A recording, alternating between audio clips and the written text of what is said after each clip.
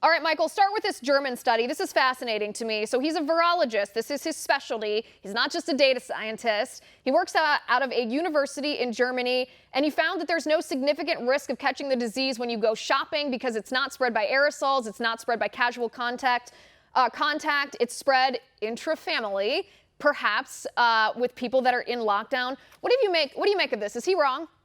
I'm not surprised at all. This is what we were told early on when people were discussing this pandemic. Then we were told the opposite. Now we're being told the opposite again. This is a running theme with the coronavirus shutdown. We saw it with the masks, right? They told us, do not buy the masks. Under no circumstances, wear a mask. It doesn't do anything. Now we're being told that if you don't wear a mask, at least in Los Angeles, you can get a $1,000 fine. It reminds me of 1984. You know, Oceania has always been at war with East Asia. Oceania has always been at war with Eurasia. It changes by the day, and yet they never admit the mistake that they had made just a couple of days prior.